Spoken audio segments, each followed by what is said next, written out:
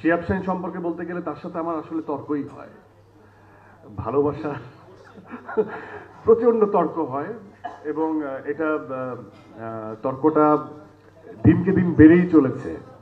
হ্যাঁ, তা আমি খুব পজিটিভলি নেই, কারণ দিনের শেষে আমরা আবার মিলে যাই। তো এখন তো এটা মুখে নাই, এখন হাতাহাতি পর্যায়ে চলে গেছে। শিহাব সাহেবের সাথে তর্কটা মুখে নাই। তো সে তার, আমি তাকে, আমার সবচেয়ে বড় ভালো লাগে যে একজন মানুষের, আমার কাকার বয়সী, আমি তাকে কাক্কু ডাকি। তার বয়স হয়েছে কিন্তু সে আসলে ভাবনার দিক থেকে অনেক আধুনিক। যে আমার কাছে মনে হয় যে উনি যতই বয়স্ক হন না কেন, ওনার ভিতরে যে বাচ্চা সুলভ আচরণটা আছে এবং ওনার যে সফটওয়্যার প্রতিনিয়ত আপডেট হয়, তো এই জন্য উনি মনের দিক থেকে এবং কন্টেন্ট বলার ক্ষেত্রে উনি খুব আধুনিক এবং ওই স্টাডিটা উনি রাখেন। এটা যদি আমি বলি শুধু স্ক্রিপ্টিং বা চিত্রনাট্য না, মিউজিক সেন্স তার খুব ভালো এবং সব কিছুর ক্ষেত্রেই। এবং অনেকে তাকে বলে হিট মেশিন, আমার কাছে মনে হয় যে উনি আসলে সময়টা ধরতে পারে যে এই টাইম লাইনে আসলে কি ডেলিভার করতে হবে, এবং একই সাথে তার যে যারাই কাজ করেন তাদেরকে দিয়ে উনি কাজটা বের করে নিয়ে আসতে পারেন। আর অনেক লিমিটেশন আছে, সেটা এখানে বলা যাবে না, সেটা পার্সোনালি বলতে হবে। তো সোফার উনি আমাকে অ্যাজ এ পারফর্মার অনেক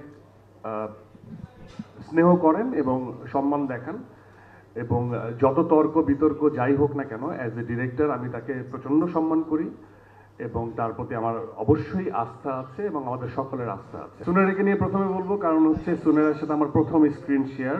এটা শুধু সিনেমা না, যে কোনো কন্টেন্টই সুনেরার সঙ্গে আমার এর আগে কখনো কাজ করা হয় নাই। আমি খুবই কোঅপারেটিভ, খুবই ইমোশনাল, খুবই সেন্সিটিভ।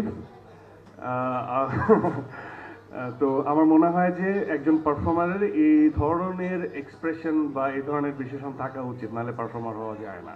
যারা কমপ্লিকেটেড তাদের মধ্যে ইমোশনটা বাইরে আসে না, বের হয়ে আসে না। সো আমার মনে হয় যে আমি স্ক্রিনে দেখেছি, ওর কাজ আমার দেখা আছে, খুবই ট্যালেন্টেড একজন মানুষ, এবং আমি ওকে থ্যাঙ্কস জানাতে চাই যে নিজেকে দাগের সাথে সম্পৃক্ত করার জন্য। Thank you so much.